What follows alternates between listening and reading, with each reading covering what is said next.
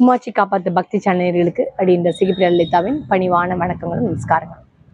இன்றைய தினம் தமிழ் புத்தாண்டு விஸ்வாவசு. இந்த விஸ்வாவசுவை பற்றி தான் இன்னைக்கு நம்ம இந்த காணொலியில் பேச போகிறோம். பொதுவாக தமிழ் ஆண்டுகள் அப்படின்னு பார்த்தோம் அப்படின்னா, தமிழ் ஆண்டுகள் வந்து 60 வந்து பிரபவ விபவ அப்படின்னு ஆரம்பித்து அக்ஷயில கொண்டு போய் முடியும். இந்த ஆண்டுகள் வந்து ஒரு சுழற்சி முறையில் தான் நம்மளுக்கு வந்து வந்துகிட்டே இருக்கு. அதுல இந்த விஸ்வாவசு எடுத்துட்டோம் அப்படின்னா 39வது ஆண்டு. 60 ஆண்டுல 39வது ஆண்டு இந்த விஸ்வாவசு. பொதுவாக எந்த ஒரு மாதமா இருந்தாலும் சரி, எந்த ஒரு வருடத்தோட பேரா இருந்தாலும் அதுக்கு ஒரு பேர் காரணம் அப்படின்னு ஒண்ணு இருக்கும் இல்லையா? அதுபடி பார்த்தோம் அப்படின்னா இந்த விஸ்வாவசு அப்படிங்கிற அந்த பேரை மட்டும் எடுத்துனோம் அப்படின்னா இதுக்கு நிறைய விளக்கங்கள் வந்து நமக்கு புராணங்கள்ல கொடுத்துருக்காங்க. ஒண்ணு வந்து பரசுராமரோட 4 சகோதரர்கள்ல விஸ்வாவசும் ஒருத்தர் அப்படின்னு சொல்லியிருக்காங்க. இந்த விஸ்வாவசு அப்படிங்கிறவர் வந்து ஒரு கந்தர்வ தலைவர் அப்படின்னு. இந்த கந்தர்வ தலைவர் அப்படின்னா தேவேந்திரர்கள், அதாவது தேவாதி தேவர்களோட தலைவர் அப்படின்னு சொல்லப்பட்டிருக்கு. இந்த விஸ்வாவசு அப்படிங்கிற அந்த கந்தர்வ தலைவர் இருக்கார் இல்லையா, அந்த அவருக்கு உண்டான சில விஷயங்களை வந்து ரொம்பவே சுவாரஸ்யமா இருந்தது. அதுல எனக்கு பிடிச்ச விஷயங்கள் என்ன அப்படின்னு பார்த்தோம்னா, இவர் வந்து ஒரு சிறந்த பேச்சாளராம். இவர் பேசுறது வந்து கேட்டுட்டே இருக்கலாம் அப்படிங்கிற மாதிரி சொல்லப்பட்டிருக்கு. அதோட மட்டுமே இல்லாம இவர் வந்து ஒரு நல்ல வீணை கலைஞர். வீணை வந்து ரொம்ப அற்புதமா வாசிப்பாராம். இதுக்கான குறிப்புகளும் வந்து என்ன கொடுத்துருக்காங்கன்னா, திலீப மகாராஜா வந்து ஒரு யாகம் நடத்தினாராம். அந்த யாகத்துல இந்த விஸ்வாவசு வந்து ரொம்ப அருமையா வீணை வாசிச்சிருக்கதா ஒரு குறிப்பு இருக்கு. அது மட்டும் இல்ல, இவர் வந்து ஒரு சிறந்த பேச்சாளர் அப்படின்னு சொன்னோம் இல்லையா? இந்த பேச்சுகள் மூலமாவே அந்த காலத்துல எல்லாம் பார்த்தோம் அப்படின்னா வந்தது இந்த தர்க்கம் அப்படின்னு சொல்லுவாங்க. தர்க்கம் அப்படின்னா இப்ப நம்ம வந்து இந்த தர்க்கங்கிற வார்த்தையை வந்து நம்ம என்ன பண்ணிருக்கோம் அப்படின்னா தப்பாதான் காதுல கேட்டிருப்போம். தர்க்கம் பண்ணிட்டே இருக்காத அப்படின்னு சொல்லுவாங்க. நீ நிக்கிறதுக்கு வந்து உடம்புபடியா உன்னோடலே இருக்காது அப்படின்னு. அப்படி இல்லை. பேச்சு மூலமா அதை வந்து என்ன அப்படின்னா எதிர்த்தாப்புல இருக்காங்க இல்லையா, அவங்களோட வந்து அந்த வாதிட்டு அதுல வந்து வெல்லணும் அப்படின்னு சொல்றோம். அது வந்து நல்ல விஷயமா இருந்தாலும் சரி, இல்ல வேண்டாத ஒரு விஷயத்தை எடுத்து அதை வந்து இப்படி செய்யக்கூடாது அப்படிங்கிறத வந்து முனைப்பா இருக்கும் இல்லையா, அந்த விஷயத்திலயும் வந்து இவருக்கு அடிச்சுக்கிறதுக்கு வந்து வேற யாருமே ஆள் இல்லை அப்படின்னு சொல்லப்பட்டிருக்கு. சித்தர்கள், சாரணர்கள் அப்படின்னு சொல்லி நிறைய பிரிவுகள்லாம் சொல்லியிருக்கு இல்லையா, அந்த பிரிவுகள்ல கந்தர்வர்கள் அப்படின்னாலே அவங்களுக்கு வந்து அழகுக்கு பஞ்சமே இல்லை. அதனால கண்டிப்பா இவர் வந்து ரொம்பவே அழகா இருந்திருக்கணும். இந்த கந்தர்வர்கள் அப்படின்னாலே ரொம்ப அழகா பாடுவாங்க. அதை வந்து நம்ம முதல்ல புரிஞ்சுக்கணும். அதாவது இசைக்கே பார்த்தீங்க அப்படின்னா காந்தர்வ வேதம் அப்படின்னு தான் பேரு. சோ அப்ப அந்த காந்தர்வ வேதம் அப்படிங்கும்போது இசைக்கலை அப்படிங்கிறது வந்து காந்தர்வ வேதத்துக்கு இணையா சொல்லப்பட்டிருக்கு அப்படின்னா, அப்ப கண்டிப்பா இவர் மூலமா தான் நம்மளுக்கு எல்லாம் வந்திருக்கணும். இந்த ஆதி காலம்னு எடுத்துட்டோம் அப்படின்னா இதெல்லாம் இப்படிதான் நம்மளுக்கு வந்து இந்த இசைக்கலை அப்படிங்கிறது இவரை தாண்டிதான் பயணம் பண்ணி வந்திருக்கணும் அப்படின்னு சொல்றோம். இதுல இந்த விஸ்வாவசு வந்து என்ன பண்ணிருக்காரு அப்படின்னா, நம்ம இந்த இசைக்கலைஞர் அப்படின்னு பார்த்தோம் இல்லையா, இவர் வந்து சிவனை புகழ்ந்து நிறைய பாடுவாராம். இந்த சிவனை புகழ்ந்து பாடும்போது இவர் என்ன பண்ணிருக்காரு அப்படின்னா, தேவலோகத்துல இருக்கிற தேவ மங்கைகள் இருக்காங்க இல்லையா, அவங்க எல்லாருமே சேர்ந்து வந்து வழிபட்டு சிவன் மேல நிறைய கீர்த்தனங்களை வந்து பாடிருக்குதா நம்மளுக்கு வந்து புராண குறிப்புகளும் இருக்கு. 60 வருஷத்துல 39வது வருஷமான இந்த விஸ்வாவசு இந்த வருடம் 14/4/2025 சித்திரை மாதம் 1ஆம் நாள் திங்கக்கிழமை சூரியன் வந்து மேஷ ராசித்துல பிரவேசிக்கிறார். குரோதி வருஷம் பங்குனி மாதம் 30ஆம் நாள் வந்து ஞாயிற்றுக்கிழமை இரவு 2:21க்கு முடியறது. இந்த விஸ்வாவசு வருடம் 2/22க்கு நம்மளுக்கு பிறக்கிறது.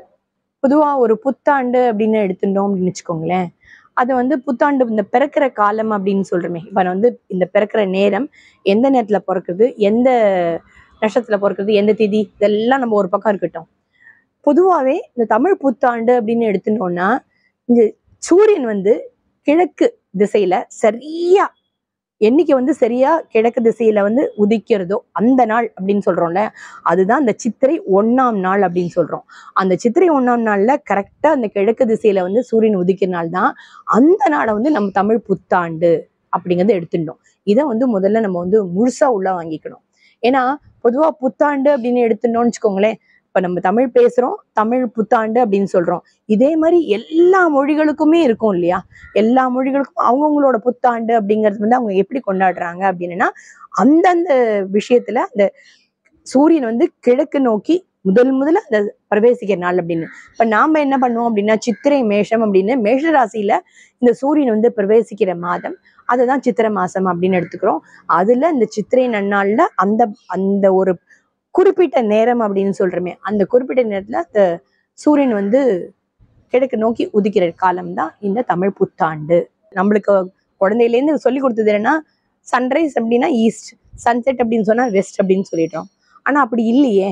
கிழக்கு நோக்கி தன்னோட பிரயாணத்தை ஆரம்பிக்கிற சூரியன் அப்படியே கிழக்குலயே வந்து நிக்கிறது இல்லை. அதை தாண்டி அவர் என்ன பண்றாருன்னா, கொஞ்சம் கொஞ்சம் கொஞ்சம் கொஞ்சமா நகர்ந்து அப்படியே மேற்கு நோக்கி வர்றாரு, திருப்பியும் கிழக்கு நோக்கி வருவார்.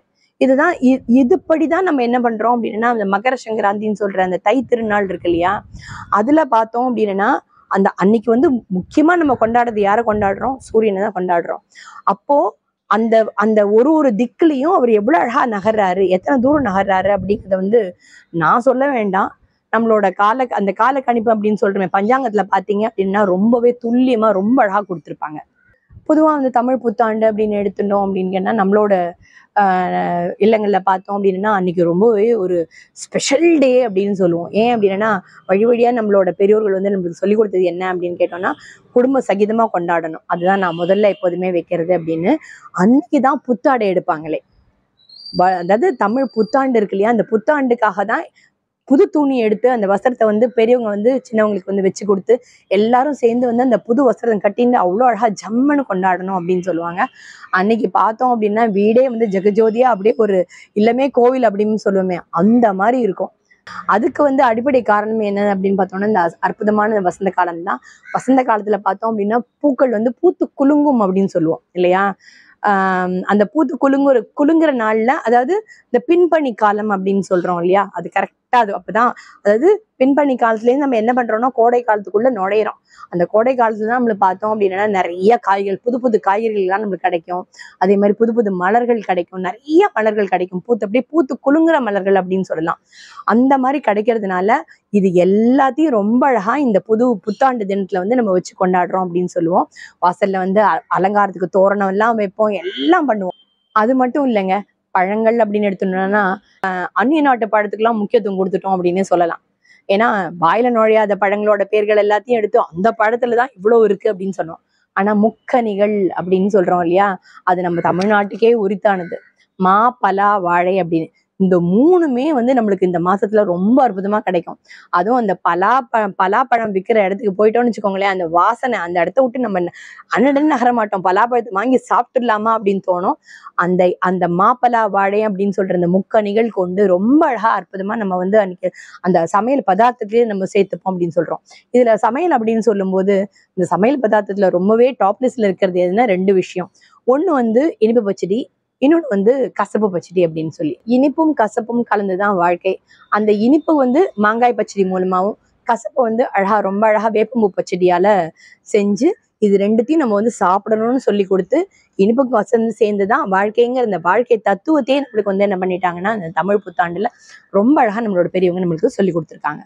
இதுல இந்த பூஜை அப்படின்னு பார்க்கும்போது, இந்த பூஜையில வந்து முக்கியமான பங்கு எதுக்கு அப்படின்னு கேட்டோம்னா, நம்ம தமிழ் பஞ்சாங்கத்துக்கு தான். அந்த பஞ்சாங்கத்தை என்ன பண்ணுவாங்க அப்படின்னா, அந்த வருஷ பஞ்சாங்கம்னே நம்மளுக்கு வந்து கடைகள்ல விற்கும். விஸ்வாவசு பஞ்சாங்கம் அப்படின்னு, வாக்கிய பஞ்சாங்கம் இருந்தாலும் சரி, திருக்கணித பஞ்சாங்கம் இருந்தாலும் சரி, இந்த 2 பஞ்சாங்கம் கிடைக்கும். இதுல நாம வந்து எதை ஃபாலோ பண்றோமோ அதை வாங்கி நம்ம என்ன பண்ணுவோம்னா பூஜையில வச்சு அதுக்கும் சேர்த்து பூஜை பண்றதுதான் அன்னைக்கு வழக்கம் அப்படின்னு சொல்றோம். சரி, இந்த பஞ்சாங்கத்தை வந்து சேர்த்து வச்சு அதை வந்து வெறுமனே ஒரு புக்கு மாதிரி வாங்கி ஏதோ ஒன்று வச்சோம், சரஸ்வதி பூஜைக்கு நம்ம புக் எல்லாத்தையும் வச்சு பூஜை பண்ணுவோமே, அந்த மாதிரி வழக்கம் இல்லைங்க இதுக்கு. இந்த பஞ்சாங்கத்தை வந்து வாங்கி பூஜை பண்ணும்போது என்ன பண்ணுவாங்க அப்படின்னா, பெரியவங்க அன்னைக்கு அந்த காலகட்டத்துல இருக்கிற பெரியவங்க என்ன பண்ணுவாங்கன்னா, யாரான ஒருத்தர் வந்து என்ன பண்ணுவாங்கன்னா, பஞ்சாங்க படனம் அப்படின்னு ஒண்ணு உண்டு. அந்த பஞ்சாங்க படனத்தை என்ன பண்ணுவாங்க அப்படின்னா, இந்த விஸ்வாவசு வருஷத்துல ஆரம்பத்திலேருந்து சித்திரையிலேருந்து பங்குனி வரைக்கும் என்னெல்லாம் விஷயம் நடக்க போறதோ அது அத்தனையும் இந்த பஞ்சாங்கத்துல குறிப்பிட்டு சொல்லியிருப்பாங்க. சரி, முதல்ல என்ன விஷயம் அப்படின்னு பாத்துருவோம். பொதுவா இந்த சித்திரையிலேருந்து பங்குனி வரைக்கும் இருக்கிற முக்கியமான விசேஷமான நாட்கள் எல்லாமே இந்த பஞ்சாங்கத்தை சொல்லியிருப்பாங்க. அதுக்கு அடுத்தது பார்த்தோம்னா சுப முகூர்த்த நாட்கள் இருக்கும் இல்லையா, எந்த நாள்ல என்னென்ன செய்யலாம் அப்படிங்கிறதுக்கு உண்டான எல்லா விஷயங்களும் சுப முகூர்த்த நாட்கள் கொடுத்திருப்பாங்க. எந்த நாள்ல என்ன செய்யலாம் அப்படிங்கிறதுக்கு உண்டான விசேஷ நாட்களையும் இந்த பஞ்சாங்கத்துல கொடுத்திருப்பாங்க. அதுக்கப்புறமா கரி நாட்கள், இந்த நாட்கள் இது செய்யக்கூடாது அப்படின்னு கொடுத்திருப்பாங்க, அதுவும் அதுல இருக்கும். அதை தாண்டி பார்த்தோம் அப்படின்னு கேட்டோம்னா பஞ்சாங்கத்துல வந்து முக்கியமா இருக்கிறது என்ன அப்படின்னு கேட்டோம்னா இந்த சந்திர கிரகணம், சூரிய கிரகணம், இதை பத்தின எல்லா விஷயமான குறிப்புகளும் அதுல கொடுத்துருப்பாங்க. அதுக்கு அடுத்தது வந்து பஞ்சாங்கத்து மூலமா அது தெரிஞ்சுக்க வேண்டிய பெரிய விஷயம் என்ன அப்படின்னா, ஒரு வெயில் காலம் அப்படின்னு எடுத்தோம்னா அந்த வெயில் வந்து நம்மளுக்கு தாங்கக்கூடிய சக்தி நம்மளுக்கு இருக்கா, எந்த இடத்துல எல்லாம் வந்து வெயில் ஜாஸ்தியா இருக்கும், எந்த இடத்துல வந்து வெயில் கம்மியா இருக்கும், நம்மளோட இந்த கோடை காலம் அப்படிங்கிறதுக்கு உண்டான ஒரு சிறப்பான விஷயத்த எல்லாத்தையும் முன்னாடியே அதுல பஞ்சாங்கத்துல கொடுத்துருவாங்க. அதே மாதிரி மழைக்காலம் அப்படின்னு எடுத்துட்டீங்கன்னா அந்த மழைக்காலம் எப்படி இருக்கும், அதாவது பருவமழையை தாண்டி, அதாவது பருவ காலத்தை தாண்டி பெய்யுமா, இல்ல பருவமழை வந்து அந்த அந்த காலகட்டத்திலேயே பெய்யுமா, இல்ல அதீதமான மழை இருக்குமா, இந்த விஷயங்கள் எல்லாத்தையுமே ரொம்ப அழகா இந்த பஞ்சாங்கத்துல கொடுத்துருப்பாங்க. அது எல்லாமே இந்த பஞ்சாங்க படத்தை வாசிக்கும் போது நம்ம தெரிஞ்சுக்கலாம். அது மட்டும் இல்ல, பனிக்காலம்னு எடுத்துட்டோம்னா நம்மளுக்கு இப்ப இந்த சொல்றோம் இல்லையா, இந்த வருஷம் நிறைய பனி இருந்ததுன்னு சொல்றோமே, இது எல்லாமே அதுல கொடுக்கப்பட்டதுதான். பொதுவா இதை வந்து அறிவியல் பூர்வமா எடுத்துட்டு அதுக்குள்ள நம்ம நுழையணும் அப்படின்னா பஞ்சாங்க கணக்குப்படி இந்த ராசிகள் எல்லாம் பாக்குறோம் இல்லையா, இந்த ராசிகளா இருக்கட்டும், நட்சத்திரங்களா இருக்கட்டும், இது எல்லாத்தையுமே ஒரு ஒரு நாட்டுக்கும் அந்த ஒரு நாடும் வந்து எப்படி இருக்கும், எந்த நாட்டுல என்ன நடக்கும் அப்படின்னு, இப்போ ஒரு பூகம்பம் ஏற்படுறது அப்படின்னா அது கூட அந்த பஞ்சாங்கத்துல சொல்லியிருப்பாங்க. இந்த நாட்டுல பூகம்பம் இருக்கும். இப்ப நம்ம நாட்டிலே எடுத்துனோம்னு வச்சுக்கோங்களேன், இந்த நாள்ல வந்து பூமி வந்து அதிரும் அப்படின்னு கொடுத்திருப்பாங்க. இயற்கை சீற்றங்கள் அப்படிங்கிறது வந்து வெறும் பூகம்பத்தை மட்டுமே சொல்றது இல்ல, இந்த காட்டு தீயா இருக்கட்டும், இப்ப யூஎஸ்ல பார்த்தோம், காட்டு தீ வந்து அப்படியே அப்படியே நகரங்கள்லாம் அழிச்சுன்னு போனது அப்படின்னு பாக்குறோம் இல்லையா, அதே மாதிரி காட்டு தீ மட்டும் இல்ல, வெள்ளம், இதே மாதிரி இயற்கையோட கோரமான முகம் அப்படின்னு இருக்கு இல்லையா, அது வந்து எந்த நாட்டுல இருக்கு, எந்த நாட்டுக்குலாம் இதனால பாதிப்பு ஏற்படும், நம்ம நாட்டுக்கு எப்படி அப்படிங்கிறதுல வந்து ரொம்ப துல்லியமாவே இந்த பஞ்சாங்கத்துல கொடுத்துருப்பாங்க. அப்படின்னா பஞ்சாங்கத்தை நாம எப்படி பார்க்கணும் அப்படிங்கறத வந்து இந்த தமிழ் புத்தாண்டுல தெரிஞ்சுக்கணும். ஆனா நம்மள வந்து எப்பவுமே என்ன பண்ணிடுறாங்க அப்படின்னா, இந்த பழைய பஞ்சாங்கம் நம்ம ஏதாவது சொன்னோம், எங்க காலத்துல நடந்தது அப்படின்னு சொன்னா உடனே உங்க காலம் ஆரம்பிச்சிட்டியா அப்படிம்பாங்க, உன் பழைய பஞ்சாங்கத்துல இங்க பாடாத அப்படிம்பாங்க. ஆனா இந்த பழைய, அதாவது பஞ்சாங்கம் அப்படிங்கிறதுக்கு உண்டான இந்த மகத்தான நிலை, அதுல சொல்லப்பட்ட இவ்வளவு அருமையான விஷயங்கள், இனிமே என்ன விஷயம் அதுல பாக்கி இருக்குன்னு சொல்றீங்க. ஆனா இது எல்லாத்தையும் எப்படி தெரிஞ்சுக்க முடியும், பஞ்சாங்க படனம் அப்படின்னு அவங்க படிச்சு நம்மளுக்கு சொல்லுவாங்க. இது அத்தனையுமே வந்து ஒரு கிட்டத்தட்ட 2ல இருந்து ஒரு 3 மணி நேரம் வரைக்கும் இந்த பஞ்சாங்க படனத்தை படிப்பாங்க. அப்போ எல்லாரும் என்ன பண்ணுவாங்கன்னா, குடும்ப உறவுகள் எல்லாம் உட்காந்து கேட்கும். இதையே வந்து இந்த காலகட்டத்துல பண்ண முடியாது இல்லை, அதனாலதான் என்ன பண்றாங்க அப்படின்னா, ஆலயங்கள்ல வந்து இந்த பஞ்சாங்க படனத்தை சில ஆலயங்கள்ல வச்சிருக்காங்க. அப்ப நம்ம என்ன பண்ணணும்னா அந்த இடத்துல போய் உட்காந்து நம்ம கேட்கணும். கேட்கும் போது இது இது மட்டும் இல்லைங்க, அதுல இந்த இந்த வருஷத்துக்கு உண்டான இப்ப தை மாசம் தை அறுவடை அப்படின்னு சொல்றோம் இல்லையா, அந்த மகர சங்கராந்தி பலன்னு தனியா ஒண்ணு இருக்கு. அந்த மகர சங்கராந்தி பலன் மூலமா நம்மளுக்கு வந்து எத்தனை அறுவடை கிடைக்கும், எப்படிலாம் கிடைக்கும் அப்படிங்கிறது எல்லாத்தையுமே அத மொத்தத்தையும் ஒரு கணித அறிவியல்னே சொல்லலாங்க. இந்த கணித அறிவியல வந்து உள்ளடக்கினதுதான் இந்த பஞ்சாங்கம். அதனால பஞ்சாங்கம் அப்படிங்கிறது வந்து பழைய பஞ்சாங்கம் இல்ல, அறிவு சார்ந்த விஷயம், அறிவுபூர்வமான விஷயம். இனியும் ஒரு தடவை கூட நீங்க உங்க வாயால யாருமே என்ன பண்ணக்கூடாது அப்படின்னா பழைய பஞ்சாங்கம்னு சொல்றதே விட்டுடுங்க.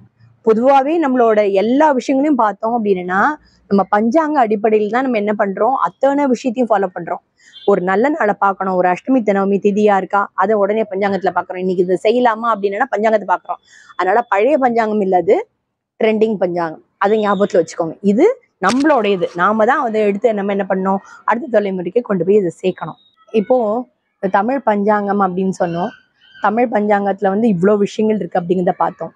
ஆனா நாம வந்து காலத்தோட கோலம் அப்படின்னு சொல்லணும். அதனால என்ன பண்ணோம்னா இந்த ஆங்கில மாத முறைப்படி தானே நம்ம எல்லா விஷயத்தையுமே ஃபாலோ பண்றோம். இப்ப தீபாவளி அப்படின்னா அக்டோபர் நவம்பர்ல வரும் அப்படின்னு சொல்றோம், அது ஐப்பசியில வரும் அப்படின்னு நம்மளுக்கு வந்து முதல்ல வந்து அந்த கவனத்திலேயே அது வரதில்லை. அது கண்டிப்பா கவனத்துல உள்ள கொண்டு வரணும்.